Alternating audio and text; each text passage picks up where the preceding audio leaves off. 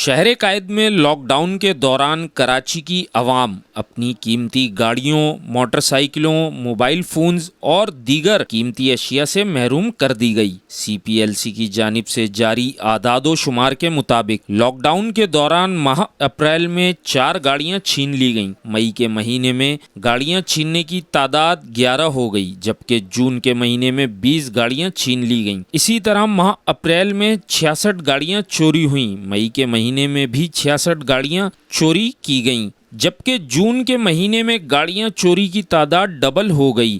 اعداد و شمار کے مطابق 134 گاڑیاں چوری ہوئیں۔ چوری اور چھینی ہوئی گاڑیاں برآمدگی کے اعداد و شمار کے مطابق اپریل میں 2، مئی میں 11 اور جون میں 24 گاڑیاں برآمد کی گئیں۔ اسی طرح اپریل کے مہینے میں 2039 موٹر سائیکلیں چوری ہوئیں۔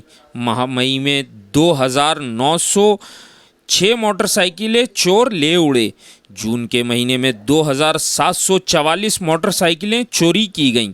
اپریل میں 30، مئی میں 58 اور جون میں 123 موٹر سائیکلیں برآمد کی گئی ہیں۔ اپریل کے مہینے میں شہر کے مختلف علاقوں سے 832 موبائل فونز چھین لیے گئے۔ ماہ مئی میں اسلحے کے زور پر 1410 موبائل فونز چھینے گئے، جبکہ جون کے مہینے میں 1877 موبائل فونز شہریوں سے ملزمان نے چھین لیے۔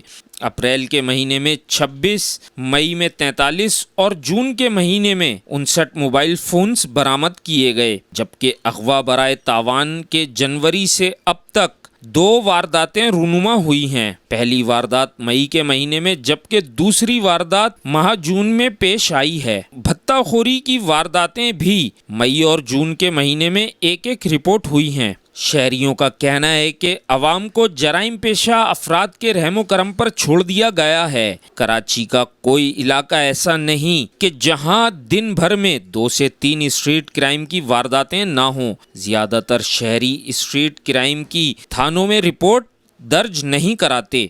شہریوں نے مزید کہا کہ گھر کے باہر گاڑیاں ہوں یا موٹر سائیکلیں، وہ بھی چوری کر لی جاتی ہیں۔ آخر کب جرائم پیشہ افراد سے شہر قائد کے باسیوں کی جان چھوٹے گی؟ شہریوں کا کہنا ہے کہ لاک ڈاؤن کے دوران بھی ملزمانوں نے کوئی موقع ہاتھ سے جانے نہیں دیا۔ لاک ڈاؤن میں بھی کوئی ایسا دن نہیں تھا کہ جس دن کوئی علاقہ اسٹریٹ کرائم کی وارداتوں سے محروم رہا ہو۔